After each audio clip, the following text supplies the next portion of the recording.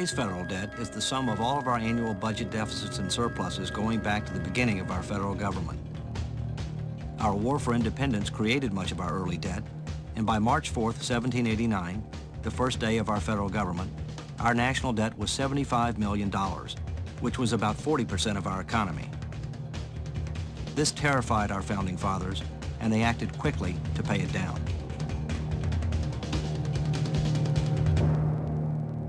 We didn't stay there for long. The Civil War not only had a huge human cost, it brought the United States to the brink of bankruptcy. However, like before, we paid our debt down quickly. In 1913, the Federal Reserve System was created to help manage the nation's money supply and to oversee national banks. That year was also the birth of the modern income tax. World War I was supposed to be the war to end all wars. Several years later, the Great Depression brought with it extreme economic hardship for millions of Americans. This Social Security measure gives at least some protection to 30 million of our citizens. It is insurance that you and your employer have bought and paid for. World War II was a time of sacrifice, and while the government took on unprecedented levels of debt, Americans bought savings bonds to finance our winning the war. And now, ladies and gentlemen, Mr. Humphrey Bogart.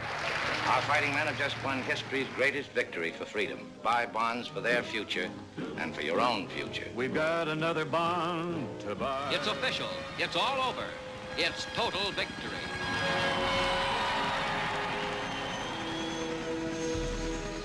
The large military and social spending practices of the 1960s and 70s were two key factors that led to a major economic downturn by the end of the 1970s.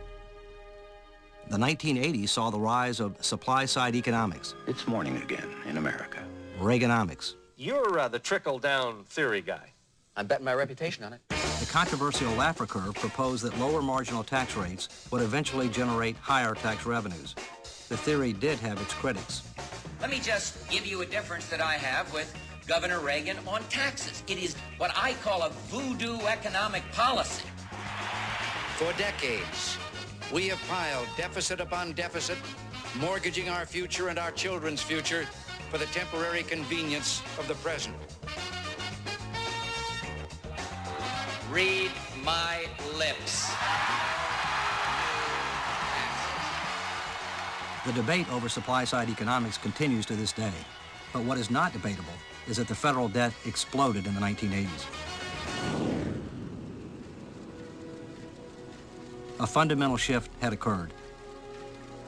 America was becoming addicted to debt.